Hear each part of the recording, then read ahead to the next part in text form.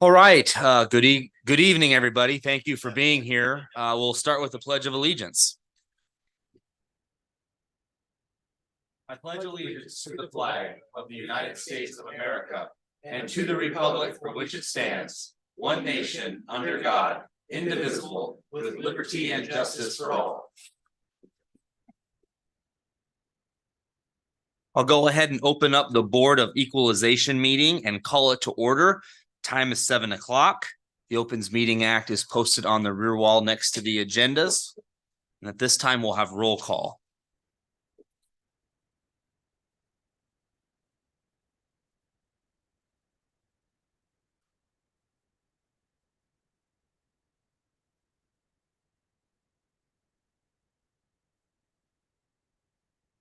Eight council members are present, Mayor. Right. Item 1 on the agenda is a resolution 2023-292 levying a special tax and assessment in the amount of $398.94 against, this would be the 249 West Washington to pay the cost of weed and debris removal and assessment. Thank you, Mayor and Council. Both of these items in front of the Board of Equalization is for property cleanups. I'd be happy to answer any questions you have regarding these. Questions for staff? Okay. Anybody here to speak on this item? Seeing none, any additional comments from the council? If there are none, I would take a motion in regards to this item. Councilman Sukram. I'll make a motion on resolution 2023-292. Councilman Vaughn. I will second. Cast your votes. Motion carries 8-0, Mayor. Item 2 is resolution 2023-293 levying a special tax and assessment in the amount of $488.94. This would be against 605 Sherman, pay the cost of weed and debris removal and assessment. Again, Mayor, any questions that the council may have, I'd be happy to answer. Okay, any questions for staff on this item? Okay, seeing none, any comments from the public on this item? Okay. Seeing none, additional comments from council. If there are none, I would take a motion. Councilman Horner. Yeah, I'll make a motion to accept resolution 2023-293 levying a special tax and assessment in the amount of $488.94. Okay, Councilman Jensen. Okay, cast your votes. Motion carries 8-0, Mayor. Councilman Jensen. I'll make the motion to adjourn. Councilman Sukram. I'll Cast your votes. Motion carries 8-0, Mayor. We are adjourned. I'll go ahead and open up the city council regular meeting. Time is 7:03. The Opens Meeting Act is posted on the rear wall next to the agendas. At this time, we'll have roll call for the city council regular meeting. 8 council members are present, Mayor. Okay. Just have one thing for my comments this evening. I just wanted to remind everybody, our original council meeting was scheduled for December 26th. That has been moved to Thursday, December 21st. We'll have the 6:30 public comment and 7 o'clock meeting. Again, that meeting will be Thursday, December 21st. Just wanted to make that reminder to the public. That's all for my comments. We'll move on to item 1, which is a motion to adopt the current agenda for the December 12th, 2023 regular meeting. Councilwoman Ganem. I move we adopt the current agenda for the December 12th, 2023 regular meeting.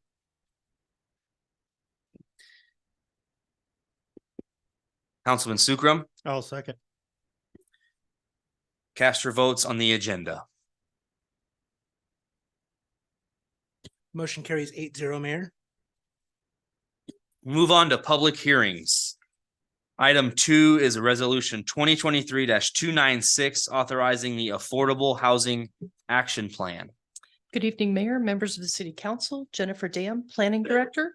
In a moment, we'll be joined by Amy Hazy, who is our consultant from RDG, who put the plan together, and she'll give a presentation overviewing the plan itself and the proposed actions. In sum, the legislature required us to put together an affordable housing action plan as part of LB 866, which is the Missing Middle and Municipal Density Housing Act. We need to adopt this by the end of this year. The Planning Commission reviewed this at their last meeting and recommended approval. Some of the key findings in the study are that there is a need for 1,588 housing units by 2035, which is an average construction rate of 122 units per year. The proposed objectives include strengthening and continuing partnerships, funding and the use of tax increment financing to help address the need for housing. The need for affordable housing goes across classes, income classes, and owner and rental occupied units. And some of the recommendations to include in our revised zoning update are to include row houses and small scale multifamily buildings by right in 25% of our zoning districts, to allow small non-conforming residential lots to become conforming. We've talked about that quite a bit before. To consider overlay districts, incentives, evaluate buffer yard requirements, and to explore the maximum size ratio for accessory structures and impervious coverage ratios. And so now, Amy, I'm gonna put you on speaker and have you share your screen and turn it over to you. Great, thank you, Jennifer. Can everybody hear me okay? Everybody hearing me okay? Yep, okay. Okay, great. Let me get my screen share going here in just a second. Right. And hopefully everybody can see that now. Well, great, thank you for being able to join you here tonight. I appreciate this opportunity, appreciate the flexibility of being able to join this way. And so I'll try to keep this high level and be able to answer any questions you have at the end, or even during as I go through these slides. Jennifer hit on a lot of the topics that are kind of essential to the study. But I like to kind of start off with a little bit of the why. Why are we doing this? Well, yes, there is a state requirement that you do this study, but I think it's also important to note that 38% of your renters, the census estimate, are cost burdened, which means they're spending more than 30% of their income on housing. Over 50% of our workforce lives outside the city. So we have a lot of folks who are commuting in every day, and that if they could find housing, could probably be reducing transportation costs and really having more kind of disposable income. Over the next 12 years, we'll need over 800 households will need affordable housing options. And it depends. We'll have some other, I know Jennifer shared a little bit bigger number, which is pretty much correct, is also correct too. I shouldn't say pretty much, is also correct too. It was, I think we just kind of cut off in two different places.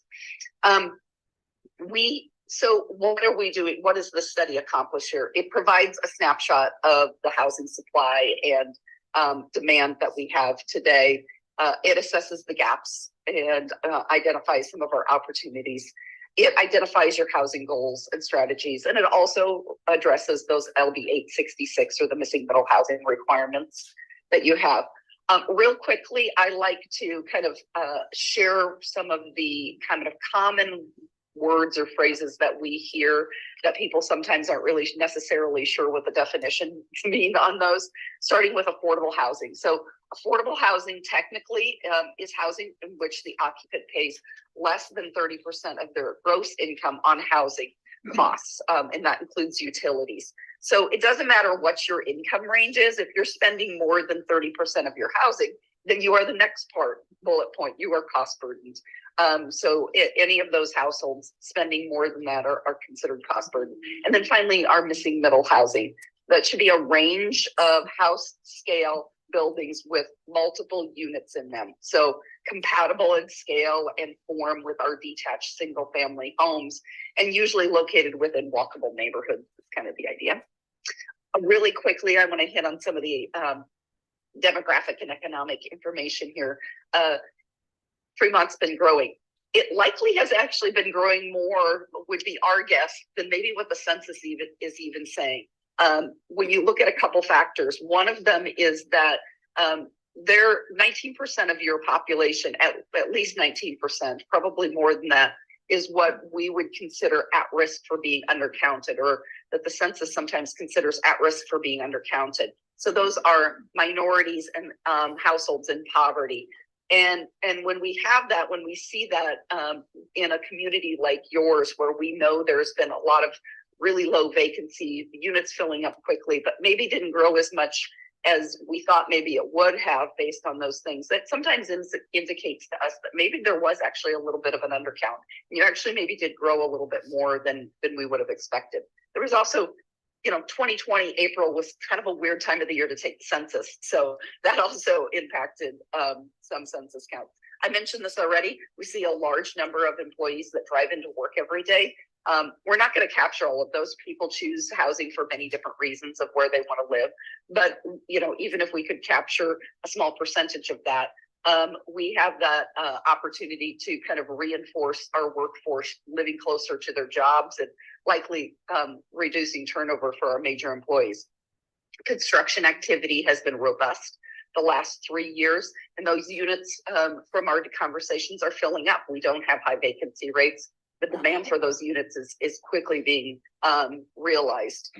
So based on all of those factors, we really do believe that Fremont can continue to grow if we've got the housing that's needed, and probably at a growth rate that's stronger than what you've been experiencing over the last 10 or 15 years, probably something closer to a 1% annual growth rate. Under that growth rate, you would have a demand for almost 1,600 units by 2035, which would put you at over, somewhere between 100 and around 130 units annually. And excuse me, which is actually slightly below what you've experienced the last few years, but well above what you were experiencing in the past decade. When we did break these down, this is part of the requirements. We need to look at some specific targets for affordable housing. It's one of the goals that is required under the LB 866. One of the things that I want to point out in that we kind of both Jennifer and I shared was the large number of units that might be considered more affordable. So, new or home, I should say new homes, but homes, owner occupied options that are under 250,000. And even some rentals that are under $1,000. We know that today, and all of you are probably very aware of this from the building permits that you're seeing coming in, it's very difficult to build a home under $250,000 because of land, material, and labor costs, and now interest rates too. We've added to that. But there are other ways that we can be meeting those needs of some of those lower price point housings. Different types of units than maybe what we've been producing in the past, funding assistance that helps fill the gap between what people can afford and what it costs to build. Really rehabbing our existing housing units. Our best source of those affordable units are the units that you have in the community today already. We can't build a home at what it cost us to build it 20 years ago. And so that's going to be a really important part to the supply. And then finally, what we would refer to as a filtering effect. So when we do build higher priced units, that does allow people to move up, and it opens up the homes that they were living in. It creates movement in the market, churn, as sometimes I refer to it. We, through the market analysis and then discussions through a series of some small group listening sessions, we identified some key issues and opportunities. The first of those being the impacts of the 2019 flood. And this wasn't necessarily that we lost tons of units from the flood. It wasn't necessarily that. It was more that many of our advocates that were working around the issues related to affordable housing kind of had to put their work on hold while they kind of dealt with some of the immediate emergency of the flood and helping people who were displaced from that and dealing with rehab and all of those things. So there were some of them feeling like, wow, we just, we felt behind, and maybe we feel even more behind after that. And the other piece is the lost, what I refer to as the lost decade. During the 1980s into the 1990s, and really almost into the early 2000s, we weren't building much. And when we go back to thinking about that affordable housing stock that we need, which is those homes that are maybe 30, 40 years old, well, they weren't built. We just weren't building as many housing units then. So that's another part of the struggle that we have today, is this gap, this drop off in the construction activity that we had during those couple of decades, therefore leaving a big gap in some of our affordability needs. Just rising costs, again, land, labor, materials, and interest rates are all adding in. Environmental constraints. You're either in a floodplain or you dig a hole, it fills with water, right? So bringing in fill was something we heard from a lot of folks, and the added cost that fill brings to projects. But there's also some really great opportunities. We have some proven programs. We've seen a lot of great success. There's some unbelievable community partners that you have there in Fremont who are doing things and proving that we have the opportunity and wherewithal. There's proven demand. Those units that have been being built in the last 3-4 years that we saw in those building permits, they're filling up. The demand is there. And then we have a vibrant commercial districts and really reinvestment that's happening back into the core of the community. That's really important part of this process too. So what did we identify as some of those goals? Jennifer hit on these. So finding ways to expand and risk sharing to fill gaps, increasing the variety of housing to include small scale multifamily and maintenance free options, preserving our existing housing and strategically reinvesting in our neighborhoods. So I'm going to just touch on really high, and then I'm happy to answer any questions with regards to some of those strategies. So on the housing partnership side, there's no one entity or group. The city itself is not going to solve this problem in our community. So it's going to take partnerships. The cities, our nonprofits, economic development, major employers, all of these folks coming together to really work on this. This has happened in the past, and we maybe need to kind of re-energize some of those groups. Funding pools. How do we begin to fund? I've been doing this for over 20 years. And for many, many years, I would say, the amount of money that we're getting related to housing from the state and federal government is only decreasing. We've got to figure out a way to solve these problems locally. Over the last 3 years, we've seen record changes in that, but I don't think we can say that's going to be sustained. Not to mention when we can find ways to leverage local funds. One, it helps us leverage more of those state and federal dollars, but it also allows you to kind of set the rules of how you think you can best serve the needs of your community. So there's lots of different kind of tools or options to kind of pool some local funding that can help us address this issue. So moving on to kind of increasing our variety of housing types.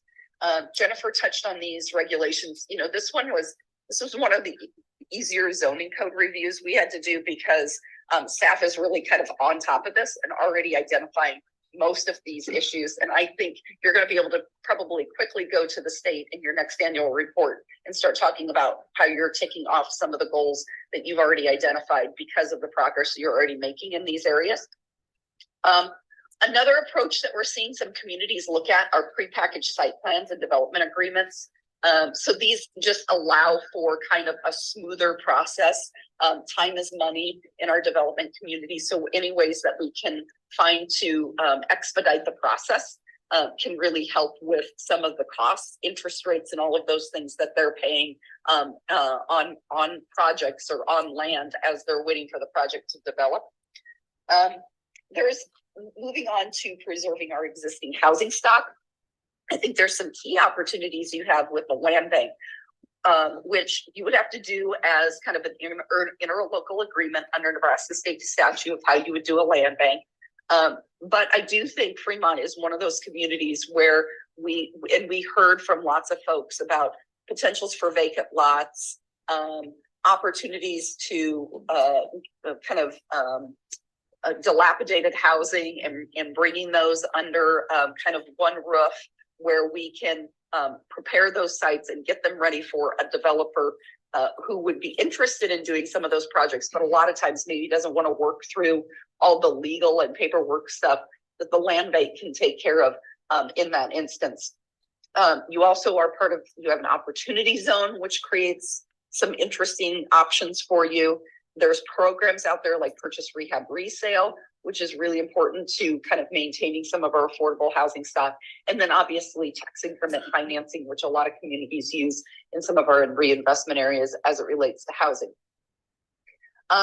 Other kind of rehab programs specifically, there's ones that can be directed specifically to owners. There's also programs that can be directed specifically to renters. There's a program that actually is getting ready to be launched here. So I think one of the key things will be to kind of monitor that program. Northeast Nebraska Economic Development is helping you with that. And so I think we're kind of learning from that program and building off of that will be a great opportunity. So happy to answer any questions. Hopefully I went fast enough, but didn't talk too fast. Thank you for that report. Any questions for Ms. Haas? Okay. I'll now open the public hearing.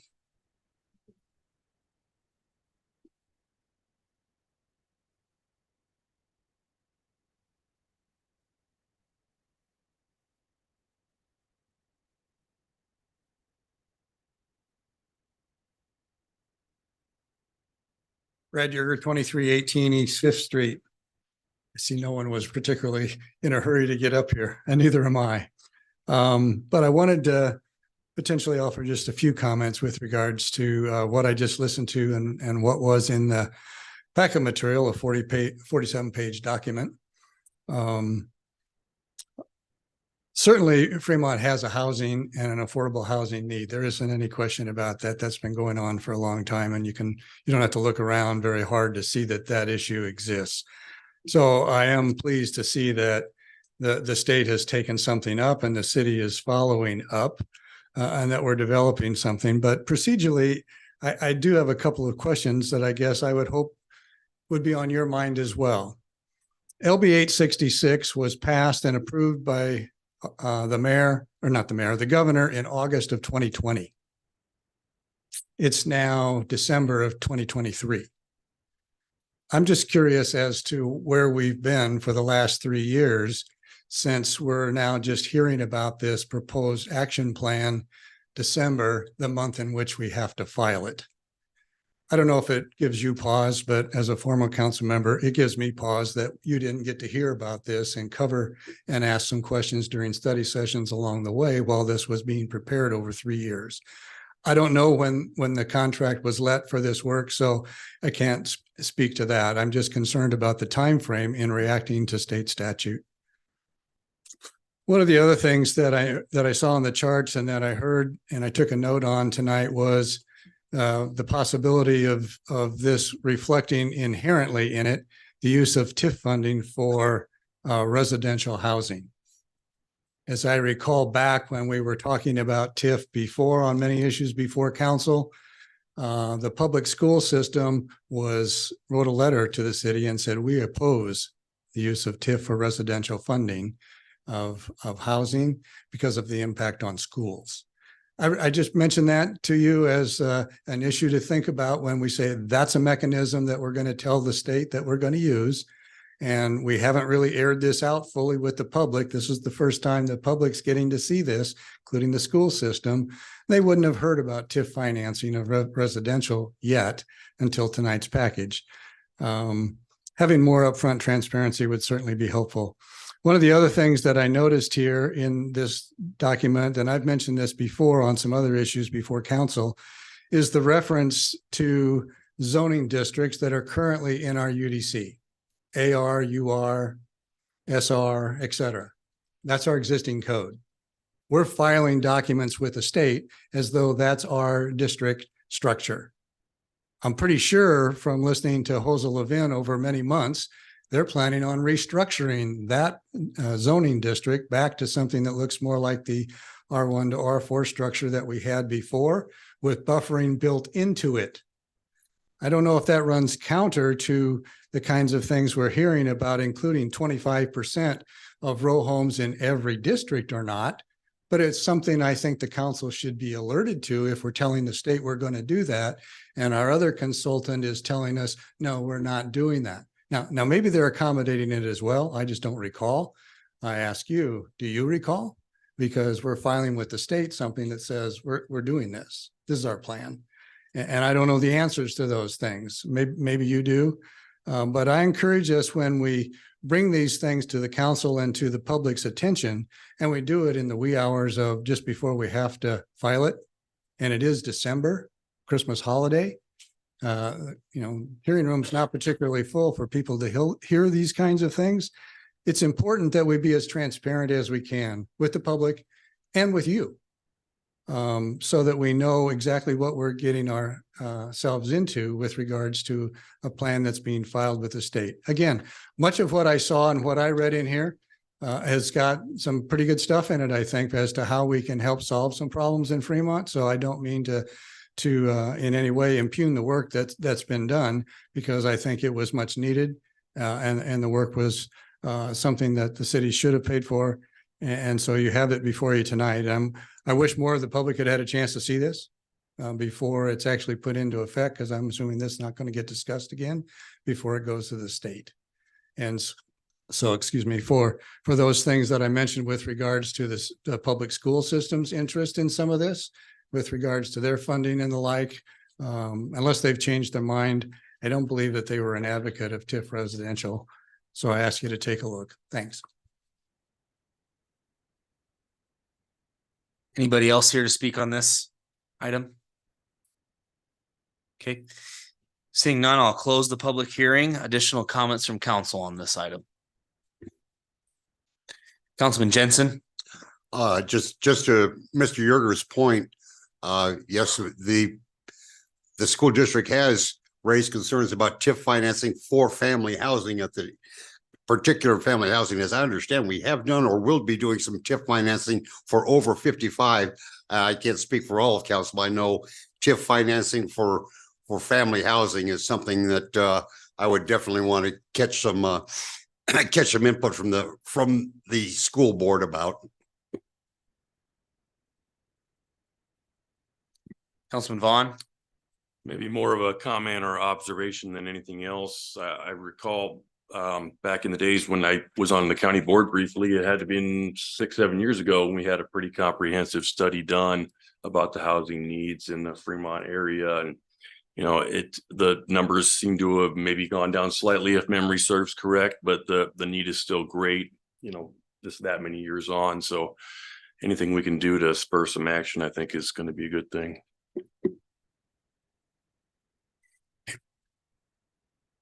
Any additional comments? I also just appreciate the work that's been done on this study. Think it was definitely needed. And it is also great to see the building permits, construction activity that we have seen over the last few years. And hopefully if we can maintain that by 2035, we'll be able to hit this goal. And so it's not saying we need all this in a year or two, but it's a consistent amount of housing over a certain amount of time.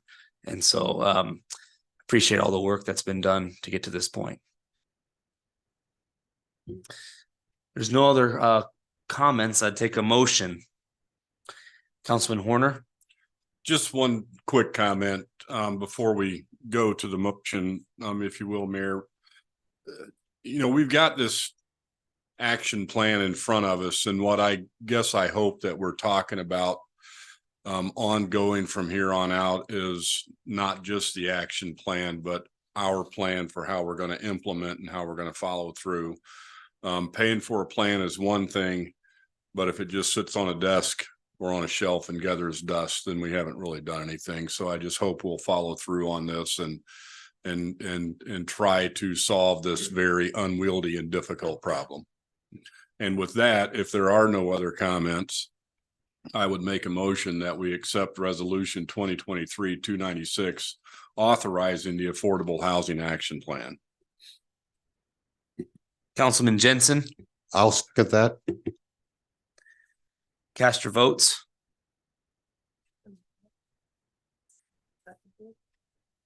Motion carries 8-0, Mayor. All right, moving on to item 3 is resolution 2023-294 for a comprehensive plan amendment from rural residential agricultural to lake and river residential on property generally located on the south side of River Road on both sides of the Burlington Northern Railroad tracks in sections 25, 26, 35, and 36, all located in Township 17 North, Range E, east of the 8th P.M, Dodge County, Nebraska. Good evening, Mayor, members of the City Council, Jennifer Dam, Planning Director. The next 3 items are related to a proposed lakefront housing development on the western sand and gravel sound pits that are south of Hills Farm Road. The west one is just north of Dove's Cove, and the east one is just east of the Burlington Northern Railroad track. Both of them, again, are south of Hills Farm Road or the South Bypass. The comprehensive plan showed this area for rural residential. At the time the comprehensive plan was developed, we didn't realize that the sand pit was close enough to being turned into a residential development, or we would have shown it for rural and lake residential at that time. This proposal is for a rural lake residential designation in the comprehensive plan. The Planning Commission reviewed this back in June and recommended approval. This has been held up getting to City Council on the preliminary plat because we were looking at some different grading and drainage issues, and is now coming forward to you as we've resolved a number of those issues. I would be happy to answer any questions. Any questions for staff on this item? I have any questions? Thank you. I'll open the public hearing on this item.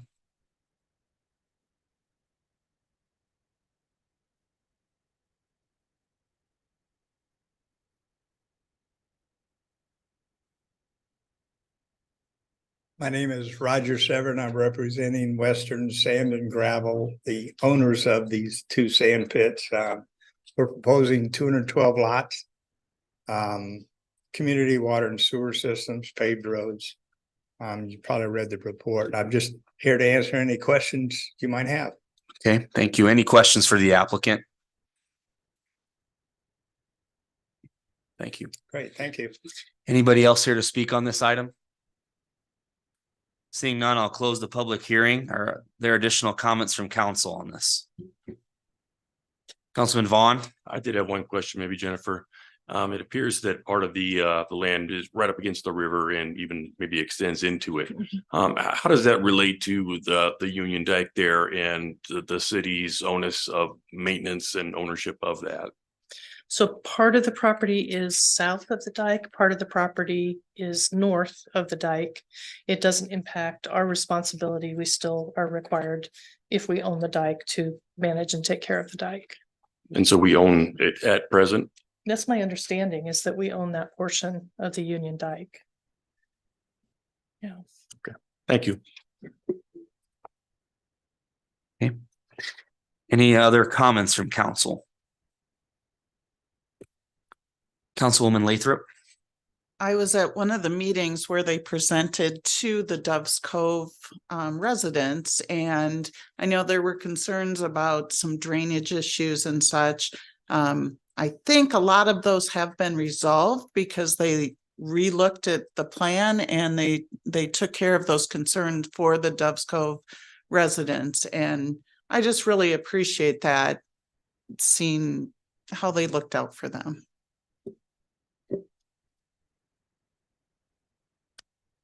Any additional comments on this item? If there are none, I would take a motion.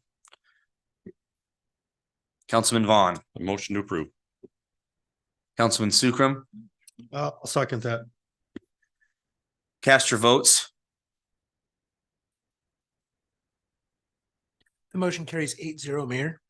Now moving on to item 4, which is resolution 2023-295 for a revised preliminary plat for residential lake subdivision consisting of 212 lots on property generally located on the south side of River Road on both sides of the Burlington Northern Railroad tracks in sections 25, 26, 35, and 36, all located in Township 17 North, Range 8 east of the 8th P.M, Dodge County, Nebraska. Hello again, Jennifer Dam, Planning Director. This is a request for the preliminary plat. The preliminary plat sets out the lot and road layout for the future. The lots will not actually be created until the final plat moves forward. A final plat will come forward once they have submitted and we have reviewed the improvements such as sanitary sewer, water, roads, drainage, and so forth. We anticipate that that will be coming forward in the near future. The developer has looked at the drainage in the area to ensure that no additional impact will occur to Dove's Cove and to actually try and minimize the impact to Dove's Cove in the event of any major storm or flooding. Dove's Cove is in the floodplain and will always remain in the floodplain, so there's still going to be a risk there. But the goal is to have the lake kind of act as a bathtub, so the flood water would go into the lake first and then drain out to the east of Dove's Cove. They're still refining some of those issues, and we'll have that taken care of prior to bringing forward their final plat, which will create the first phase of lots, which actually will be on the east lake instead of on the west lake. We are recommending approval to a number of waivers to allow the streets to be a rural cross section, to waive the requirement for street lighting and sidewalks, to allow one entrance access for the subdivision, to allow more than 20 lots on a 600-foot cul-de-sac, to waive the buffer yard adjacent to the Highway 77 bypass. It's right up immediately adjacent to the road, and actually part of the state right-of-way is in the lake, so it's impossible to put a buffer there. And a waiver, they requested a waiver of street trees, but there's not a requirement for street trees. The trees would all be planted in the front yards. At this point, I would be happy to answer any questions. Councilman Sukram. Yeah, it said down on the bottom here, there was no comment from the fire chief or the police chief about Correct. We did not, thinking about the streets. they didn't have comments or concerns when I emailed them a couple of times. Okay. Councilman Horner. I'm just curious. You've got, I mean, this is obviously in the flood plain. Looks like some of the property is pretty close to the floodway. Are there the backs of any of these lots or anything that are going to fall into the floodway? Is that going to affect development on those individual lots? No, none of these lots fall in the floodway. They're all in the floodplain, but they're being elevated so that the lowest floor will be at least 1 foot above the base flood elevation. Thank you. Okay. Any other questions at this point? Right. I'll now open the public hearing on this item. Seeing no comments, I'll close the public hearing. Any additional comments from council?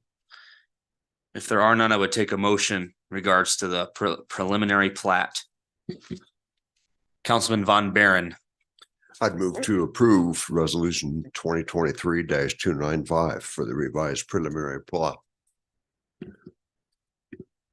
Councilwoman Lathrop, Second, cast your votes.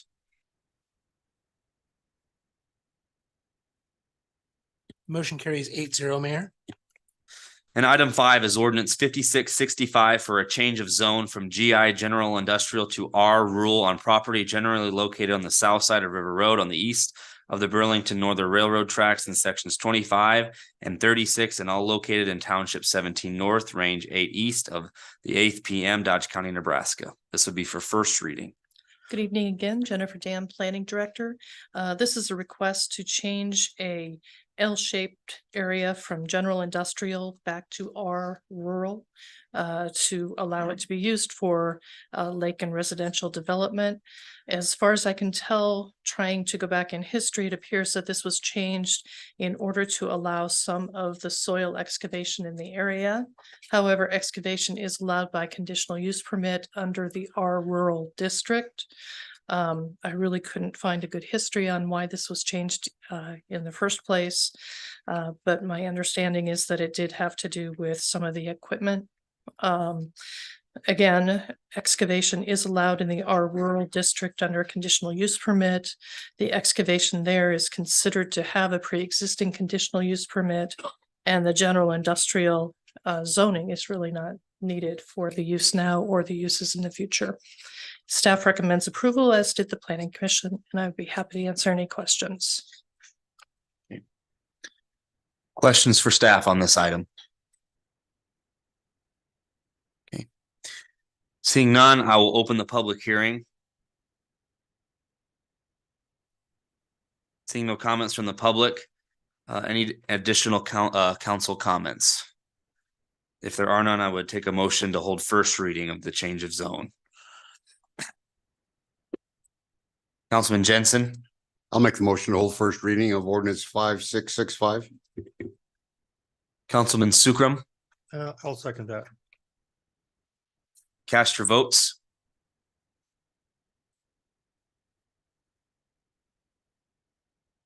Motion carries 8-0, Mayor. We now have first reading. An ordinance of the city of Fremont, Nebraska, amending ordinance number 5427 as it pertains to the zoning map to rezone the property generally located south of South Hills Farm Road and east of the Burlington Northern Railroad tracks, providing for repeal of ordinances in conflict herewith, providing for severability, and providing an effective date on first reading. Moving on to item 6 is a resolution 2023-297 to adopt the 2024 through 2039 local option economic development plan. Staff report from legal. Thank you, Mayor. Actually, Angie, I think, is going to present Okay. majority of this. I do have a couple comments for council. First one is a lot of the changes that you see were recommended because of statutory changes since the last time the plan was approved. And because of the statutory language, it's a little bit goofy how the order we're putting these in tonight, but we have to approve the ballot language for approving the plan that'll be submitted to the voters in the resolution where we approve the plan. So you'll see ballot language contained in this resolution approving the plan, but you'll also see later on in the agenda another resolution approving the ballot language again, because we need a separate resolution approving the ballot language. So any changes to the ballot language, I'd recommend doing it on this item. So that by the time we get to the resolution approving the ballot language, we don't have to go back and forth between this resolution and that one. So, and I'll take any questions on that as we get going through this item. Thank you. Good evening, Mayor, City Council, Angie Olson, Plan Administrator. So this is a public hearing tonight to review the revisions to the local option economic development plan. As Travis said, the plan was updated to reflect current statute and then also to extend the plan through 2039. Because upon city council approval and a vote by the people, if the tax continues and the plan also continues, then we need to extend that out to 2039. The plan was reviewed and received by the local option review team at their November 30th meeting and was approved by the CARC or Citizens Advisory Review Committee during their November 28th meeting as well. And as Travis stated, the same ballot language is included in item 16 of the agenda tonight. So if there are any questions or potential revisions, they would need to happen at this time before we get to item 16. And we did have a Scrivener's error on page 14. On page 14, number 1, there is a sentence that ends in for all approved economic development plans in any one, and it should say in any 1 year. So that will be a change that we will make. And I'm here to answer any questions. Okay. Any questions for staff on this item? Councilman Jensen? Just the year thing, is that something you could do administratively, or does that need to be an amendment as well? To amend the year of the plan? You said it's missing the word year. Yeah, so we'll add in year. We don't need to put a You specific don't year. need an amendment to do that. Right, right. That was my question. Thank you. Yep, it says what I understand to be a Scrivener's error. So, yeah. Okay, any other questions at this point? Thank you. I'll open the public hearing on this item.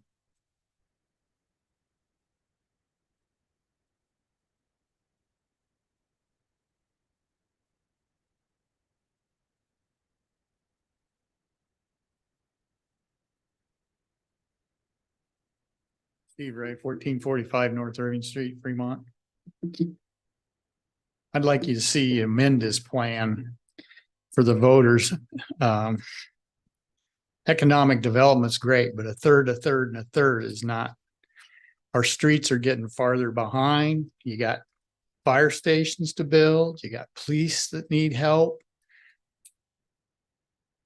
As far as I'm concerned, people are paying the price for economic development and they're not getting their money's worth out of the other third. I'd like to see you amend this plan so that it's like a third's 33 and a third percent. So I'd like to see it somewhere around 45% to each the fire and street departments and 10% to economic development.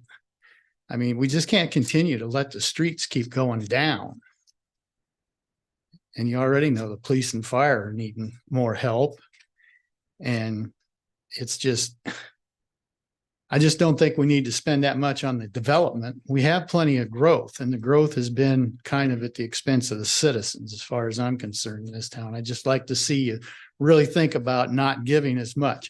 There was a cap, I believe, on the economic development part in the beginning, but we've taken that cap away.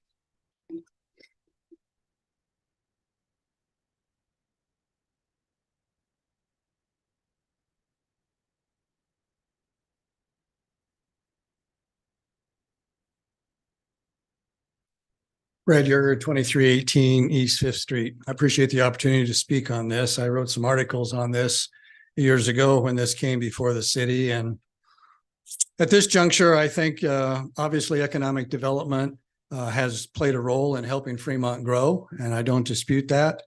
I do believe that their primary focus should be on growing small and medium business ventures. Large multi-million-dollar corporations really don't need our sales tax dollars, even though we gave them some, because they have a vast number of other resources for which they can seek funding. So we should specialize in what we do with our sales tax revenues. It really should be used to benefit and help protect and serve and meet the needs of the citizens of Fremont. Citizens have repeatedly expressed dismay over the condition of the city's streets. City street rehab has been negligible for years. We've managed to find other ways to spend the money on other types of infrastructure projects, but not on street rehab. I don't know, when I sat in the front of the room, I heard that practically every week. I don't know if you do, but I still believe that Fremont believes their streets are in really bad shape. Citizens have shown their support for public safety in the form of their support for adding firefighters. I believe they have given support for building new facilities. And now we've been told that they'll be financed with bonds, at least in part. And that sounds like the location is going to be downtown, which would be more suitable to what the citizens look like when this came on before the ballot form the first time. So it's important to have things and information before the public before you go to ballot. Citizens have also expressed some concerns on economic development funds that have been used in the past. For example, tech park infrastructure was one of those concerns. We've spent over 6.6 or $7 million on tech park infrastructure. I ask you, what's the payback to date? There hasn't been a whole lot of building out there, but we've spent millions of dollars out there that could have been spent other places. During the budget process, it was stated that police and fire bond financing interest will have to come from the public safety bucket. They're 1/3. That's the same bucket that these departments use today to fund the other equipment and expenses, and they can't spend those dollars twice. They'll have to cover the bond interest first when we build the buildings. When initiated, the sales tax revenue was to be used for street rehab. This was a Bob Warner project when he was on council. The streets were in bad shape then, and he wanted sales tax to be used to fix the streets. That morphed into a three-way split later, and initially economic development was brought in as well. And it's been previously stated, and that was accurate, there was a $500,000 cap on economic development when it started. And then it moved to just taking a full share of a 1/3 bucket to be spent as outlined. And it was a bucket that could not be shared, even though police and fire and streets could share their buckets. Economic development was locked up in a lockbox and couldn't be shared. And for a while, it wasn't spent. So my theory is this: I think the split of a third between streets, public safety, and economic development has passed its time. Streets and public safety need to be the top priorities for our city. Economic development should get funds, but less funds than it's gotten in the past. Proof of the pudding is what we spent on Tech Park and other large companies. So we should redirect some of those funds so that we can effectively rehab our streets. We can build the police and fire stations and fund the bonds that we're going to need to do so. It's been proposed, I think I just heard, something about economic development getting 10%. I'm fine with that. Whether you would do streets or public safety at a 35-55 ratio or a 40%, 50% ratio or 45-45, I guess I would leave that up to you, but I encourage you to change that tonight from a third to something that more adequately covers police and fire and streets. I also urge you to take your time on this to socialize this ballot amendment to the public. Bringing this in December at a meeting like this right before Christmas, I'm sorry, I have to say it. I think this is shameful to bring something of this magnitude importance to this meeting for approval tonight. If the law enforcement building not passing last time wasn't proof enough, the public wants to be informed. You need to take the time to inform them. The ballot measure last time that this went to ballot was not clear, and it's not clear in this one either. When you look at the ballot language at the bottom of your ballot, I'm pretty sure that those explanations aren't going to appear in the ballot. You're just going to have what's up above. I don't think that's adequate. So I encourage you to spend some time on this. Don't pass this tonight. Make the necessary changes before you do. Thank you. Anybody else here to speak on this item?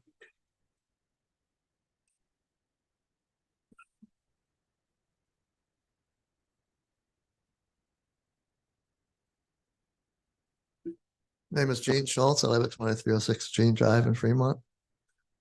I wasn't ready to speak on this again tonight, but I've heard some very important discussion here, and I think you should take it into consideration.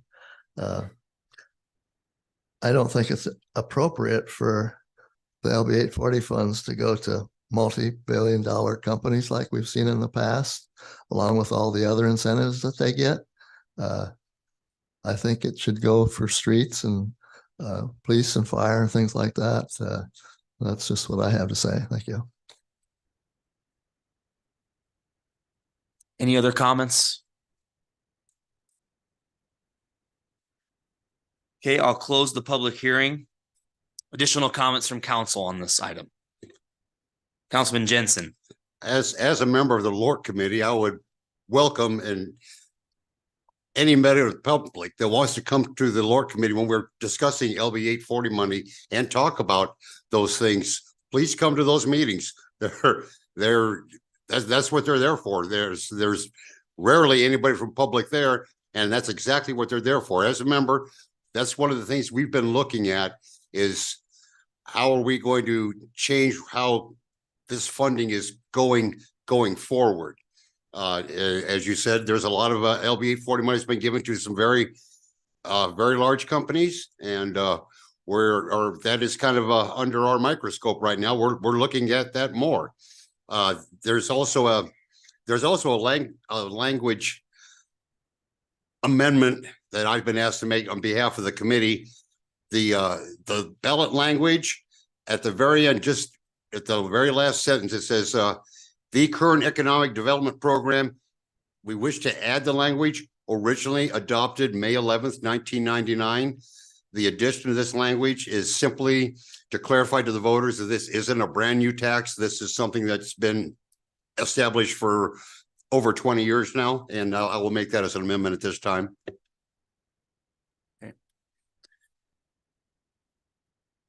Are there any other comments from the council?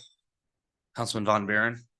Yeah, I mean, it sounds like a broken record. This isn't choreographed, but I had several phone calls with the same basic discussions, I think. One of the thinking back on 2014, and I was not able to go back and verify all of this, but there was a significant change in 2014 when we readjusted the numbers and the amounts. I think the city was, or the economic development was previously capped at about $500,000. And I believe if the number serves me, when that was changed, we took about $1 million a year or something like that away from fire and safety. And my only point is that in that time, we've neglected, I don't think the fault of anyone here in this room necessarily, but we have neglected chief or police and fire staffing.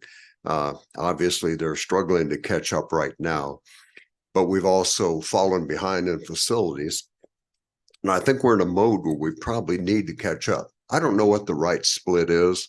I mean, you could argue 45, 45, 10, 20, 20, whatever it is, 40, 40, 20.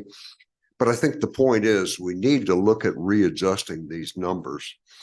The second thing is that one of the calls that I got today was an interesting one. It says, what am I voting for? If you go back and you look at the ballot language, there's a section 1 that talks about what we're talking about here. And that's the language and the split and exactly the split that we're talking about. But then it goes on to say, in the event that 2024 economic development plan is not approved, then everything reverts. So the question was, what happens? So do I vote no on this or do I vote yes? And I understand it's probably clear to us, but it certainly wasn't clear to me the first couple of times I read it. So I called the Secretary of State's office and I just explained it. They obviously didn't give me a legal opinion, but the elections people down there, I just said, what do you do in cases like this? There's a genuine question. I guess if you read it long enough and think through it, you can understand it, but the average voter in a voting booth typically does not do that. So the suggestion from that office was that what would be normal and probably appropriate is to split the ballot language into 2 pieces, into two issues. Basically, not sure what that looks like, but what they simply stated was defining one option and then the other option and making it clear that there is a choice between the two and what those choices mean. So there's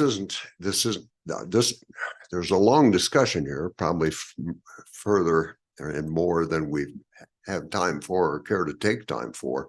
What I'd like to suggest or move is that we, given the complexity of language and what's here as far as the question on the amounts, that we simply forward this meeting to January. We've got till March 1st to do this, so that we simply move this item and suspend any action on it tonight to give ourselves time to think through both of these items. What should the split be? And what should the ballot language be? I think the ballot language to me is the key one. So I would like to make that motion. Councilmember Von Buren, did you want to continue it to the January 9th meeting? I'm sorry. Yes. Okay. There was an amendment before. I mean, I know a motion to continue. I'd like to address the amendment and first, and then we can get to the continuation. And I'd rather have us all, if all the council has a chance to speak on this, I do have one more person that'd like to speak. So. Yeah, that Councilmember Von Buren would have to withdraw his motion until everyone's had time to discuss it. Okay. It's a privileged motion to continue. Okay. Yeah. I have the opportunity to speak again. I'll withdraw it from it. Councilman Sukram. Yeah, I go back a little bit. I thought we had, as a council before, maybe a year or two ago, had some talks about maybe dividing this up a little bit better. I'd like to take a little bit more time myself to think about what a correct split would be. Not that I want to take away from economic growth, but we do have other things we need to look at with fire and safety and roads, of course. So that's what I have to say on it. Councilman Horner. Yeah, I would support what Councilman Sucrum had just said about, I do think it's a good idea to take a little bit more time to maybe think about this thing. But the other thing too, that I think that I think the economic development part of it is still important. Whether or not we agree on the splits or, you know, whatever the splits come out to be, that's a whole other thing. But, you know, I looked at the list of what's been approved in the past, and there's a lot of $15 and $18 jobs and everything that were in there. I would really like to see us focus more on a different mix on that. I think we've got enough $15 and $18 jobs. I would really like to see us focus on some higher wage ventures and support those. I guess I'm not as big on whether or not that's a large company or a small company. Wage is wage to me when it comes to that. I do like the idea of helping small businesses. I'm a small business. I like that idea, but I would really like to see us focus on that wage issue. I think we can do better. Councilwoman Ganem. No, I guess some time to reflect would be important to have. We have to be careful not to cut our nose off to spite our faces sometimes, because that money is meant to be an incentive to encourage businesses to grow and to expand, even those $15 and $18 ones or the large ones that came in. Hormel left. You know, we had Holstone come in and we've had Costco come in.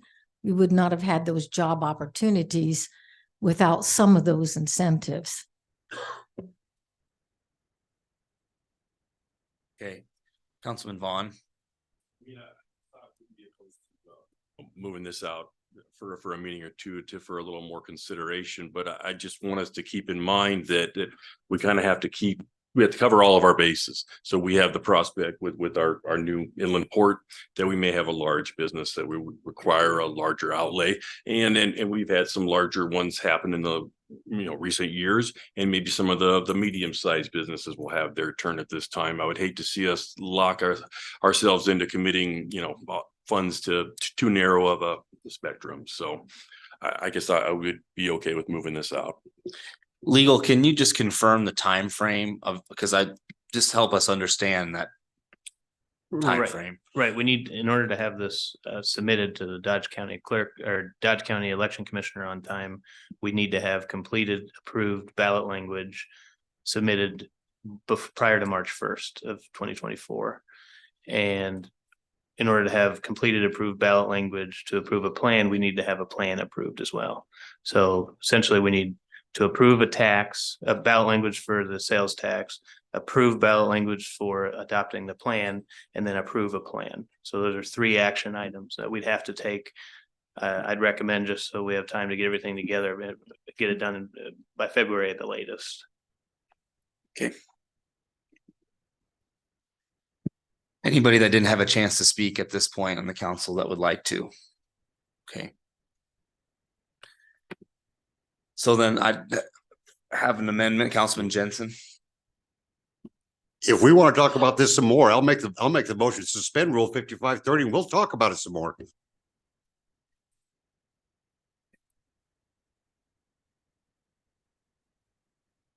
The 2 5-minute, that could be suspended by a vote of council.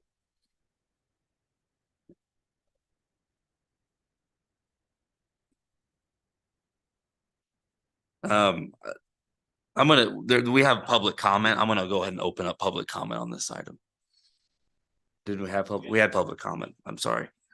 So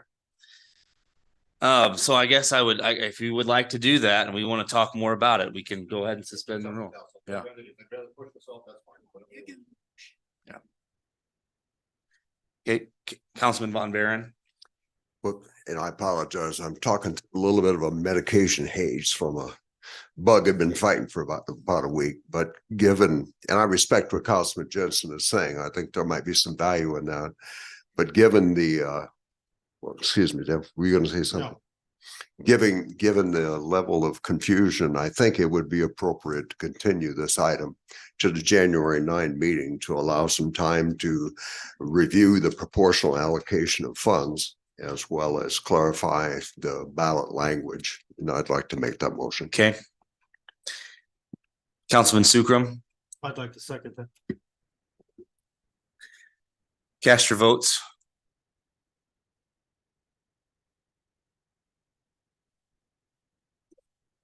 Motion carries 8-0, Mayor. Moving on to the consent agenda, all items in the consent agenda are considered to be routine by the city council, will be enacted by one motion. There will be no separate discussion of these items unless a council member or a citizen so requests, in which event the item will be removed from the consent agenda and considered separately. Are there any items to be removed from the consent agenda by council or staff? Any items from the public to be removed? Seeing none, I take a motion to approve the consent agenda. Councilman Jensen, Motion to approve consent agenda. Councilwoman Ganem, Second motion. cast your votes. The motion carries 8-0, Mayor. Moving on to unfinished business. Ordinance 5659 to modify and continue the business improvement district number 1 in the downtown. This would be for final reading. Thank you, Mayor and Council. This item's been before you twice. Last time we had mentioned that if we'd received any more requests, we would consider those, but I've not received any additional, so we would just want to amend this to include the one property that was mentioned at a prior meeting. So I would ask that you make that amendment and approve this on final reading and a final vote. Thank you. Okay. Questions for staff or comments from council? Okay. Any additional, any comments from the public on this item? Okay. Seeing none, any additional comments from the council? If there are none, I would just take a motion to amend to include the property. Councilman Vaughn, Motion to amend to include that property. Okay, or exclude. Councilman Sukram, I'll second it. cast your votes.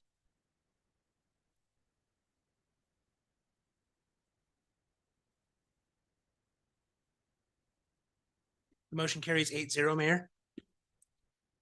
Councilman Jensen, I'll make the motion to move the ordinance to the third and final reading as amended. Councilwoman Ganem, I would second that. cast your votes.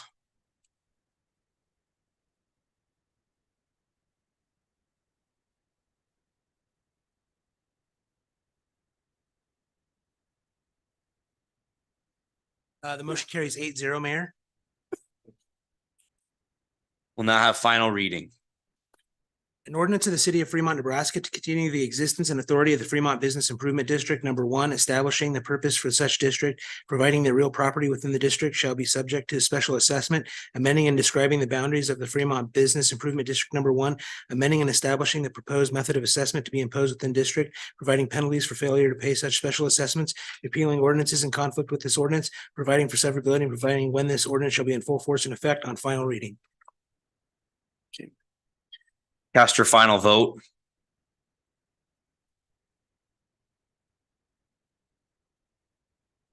Ordinance is approved 8-0, Mayor. Item 15 is council member Sukram item ordinance 5664, amending sections 2-207, 2-505 of the Fremont Municipal Code regarding restriction of participation in city authorized Keno lottery operations. This would be for second reading. Councilman Sukram, any additional comments on this item that you have? No, I believe there is an amendment probably coming to this. Councilman Jensen, Yes, I've spoken with Councilman Sukram. I appreciate him bringing this forward, and I would like to add an amendment to this in both sections 2-207 and 2-505. In the first sentence, I won't read the whole thing, but go to during their terms of office and for 1 year thereafter own any interest. I would like to strike the language and for 1 year thereafter in both of those sections. That would be my amendment. Okay. Are there any additional comments at this point from council? Any comments from the public on this item? Okay. Seeing none, additional comments from council? I didn't hear a second. Nobody asked for a second. I'd like to get to the amendment till we get to the end. All right. Okay. Councilman Von Baron, Who's on first? Where are we? I'm sorry. I asked for public comment. I did not see any public comment at That's that fine. time. Yes. I'm sorry, I did not see any. So we're back to council comment. Councilman Von Baron. Yeah, I'm not going to belabor this, but it's the same thing that I raised originally. Is it life and death whether we pay Keno? No, I don't think so. But at the same time, the original advice we were given, obviously, that was we should not play because of conflicts of interest. And even on the revisions, the council was advised that although elected officials are able to play the lottery, I advise that you rephrase from doing so to avoid raising conflict of interest issues. At the end of the last meeting, I had an individual come up to me and say, "Do you guys have a code of ethics?" And I looked at him and said, "So no, I don't know of any political body that does." I simply think it's, since we vote on licenses and funding and disbursement of funds and those details, I think it's, even if you listen to the comments that supported this last time, as they were, I think, opposing what I said. At the same time, we were talking about all the good that these funds do for the community. I don't think there's any question there, but if we as a council believe that that becomes our bias. So I just understand the principle. I understand what's being done and why.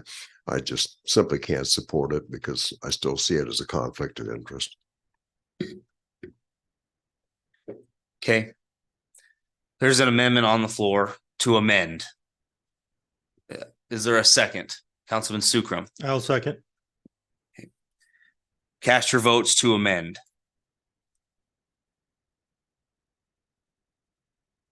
Motion carries 8-0, Mayor.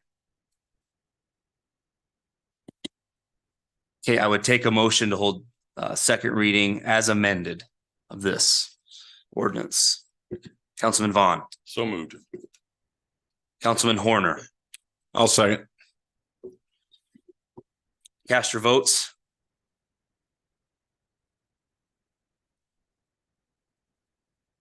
Motion carries 8-0, Mayor. We'll have second reading.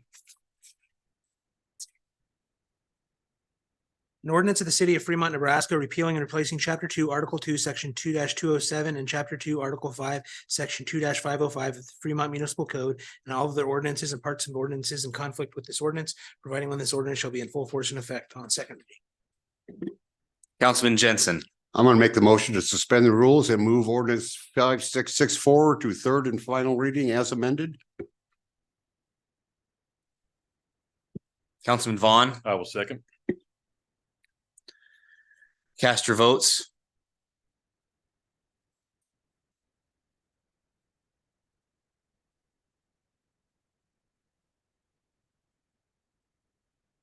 Motion carries 7-1, Mayor. Now have final reading.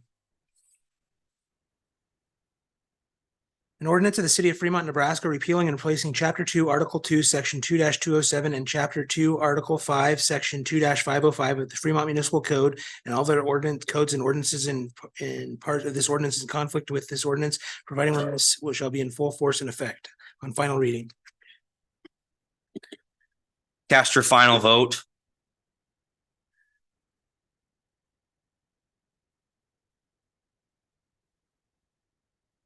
Motion carries 7-1, Mayor.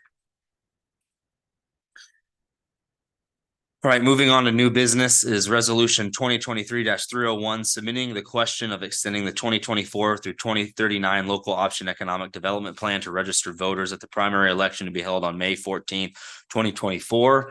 This is going to continue to January 9th based on the last meeting. So I would just take a motion from the council to continue this to January 9th meeting. Councilman Sukram, Make that motion. Councilman Jensen, Second, cast your votes. Motion carries 8-0, Mayor. Item 17 is resolution 2023-302, submitting the question of continuing the 0.5% local option sales tax to registered voters at the primary election to be held on May 14th, 2024. I would also take a motion in regards to this item to continue to January 9th. Councilman Jensen, so moved, continue January 9th. Councilman Sukram, I'll second. cast your votes. The motion carries 8-0, Mayor. All right, and then item 18 is resolution 2023-303 for the Department of Utilities General and Excess Liability Insurance Renewal Proposal for 2024. Good evening, Honorable Mayor, members of City Council, Jody Sanders. One last time pinch hitting for the Director of Finance, Jennifer Knabb, who's out of town this week. We apologize. In your packet, you had the staff report and the resolution, but there were blanks in it. We just received this morning the packet of materials from the broker Aon. So what we've provided here, and we'd like you to consider adding, receiving it into the record, is a new staff report. This is essentially the same thing with just dollar amounts in it now. The amount, or excuse me, the proposal from Aon, and then a changed resolution. I mean, it's the same resolution number, but with the correct dollar amounts in there. This policy renews on December 31st, and we left it on this agenda in hopes of not leaving it till the very last minute to try and get it approved. So if you would receive this in the record, we can Councilman answer Vaughn, questions. Motion to receive. Councilman Sukram, I'll second. cast your votes to receive. The motion carries 8-0, Mayor.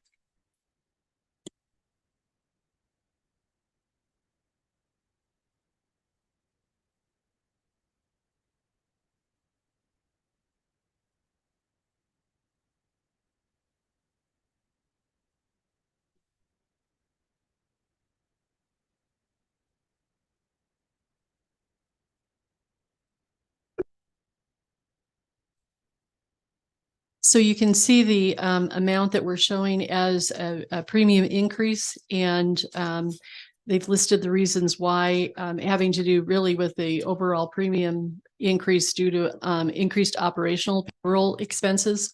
So we report to them the amount of payroll that we submit for our folks that work on electric generation and distribution, as well as for the gas department as well. And so that premium is tied to those. And so as salaries increase, unfortunately, our premiums increase as well for those liability coverages. The all-in price is $196,125 compared to last year's premium of $175,433. This year, I believe it's showing an increase of 12%. And we looked at last year's, the increase was 9%. And I'll answer any questions that you might have. Thank you. Any questions for staff on this?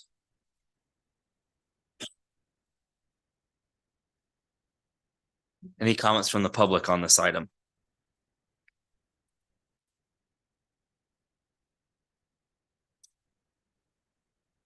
Brad Yerger, 2318 East Fifth Street. I want to stand up promptly on this item because I guess didn't stand up fast enough on the last one. I'd like to raise an issue of procedure with regards to these late filed exhibits that come in. You all have documents in front of you tonight that have numeric values in them, I guess. The one copy that's on the wall at the back of the hearing room that's supposed to be available to the public has no such document. You had ample time to include that document in the public record for the public to see and view, at least in the copy that's available in the hearing room, and you failed to do so. That's not where you're supposed to get it when you're a member of the public. That binder is on the back wall for this very purpose. You handed them out and may have had extras. It belonged in the back binder on the back of the room. And if you don't think so, we can check with the Attorney General. Thank you. Yeah, Mayor, Council, I would welcome that. This has been interpreted before. There is a material available to the public in the meeting room. There is no issue with approving this. Thank you. You offer it to be handed out? Any additional comments from the public? Additional comments from council on this item? No, Coun- what reason did they not have the information from us to give us those numbers? No, they had some questions. Let's see, I'm reading directly from the email that we received this morning. They were clarifying some of the quote items with the underwriters and it took longer than anticipated. Jennifer was here last week and she hounded this poor gentleman 3 times a day, just asking where it is, where is it? And so we were told that we would have it by Friday. That's why we put it on the agenda on Wednesday. If you choose, you can continue it to the 21st meeting, but we were trying to keep that agenda limited. It's entirely up to you. Okay, thank you, Councilman Jensen. Jody, is this 196, 125 number out of the range of what we were expecting it to be? I would say no. I could be wrong, but I believe we budgeted about $200,000 for this, just based on the increases that we're seeing in insurance have been double digits lately. Councilman Horner. You know, I'm just doing some quick math. Mark, to answer or to kind of respond, I'm not an expert in insurance, but it's about 1.96% of the insured value, which kind of seems reasonable to me whenever you're thinking about the increases in insurance these days. And insurance across the board has been going up. I think we probably all felt that in our homeowners insurance as well too, and it's going up across the board.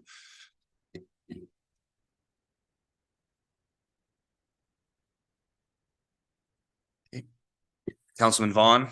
Yeah, I just want to echo those same sentiments. It's a 2,000 or 2% roughly increase per $1,000 of our payroll.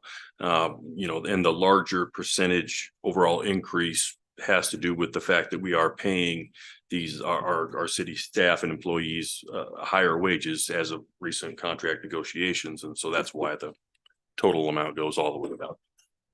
If I misspoke, please correct me.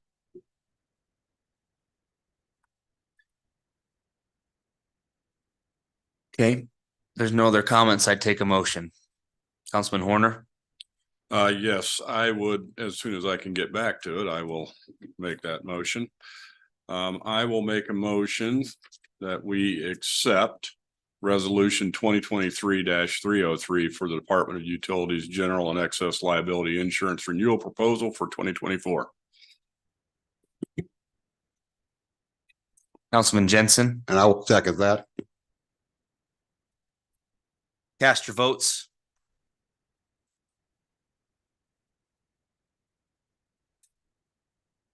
Motion carries 8-0, Mayor.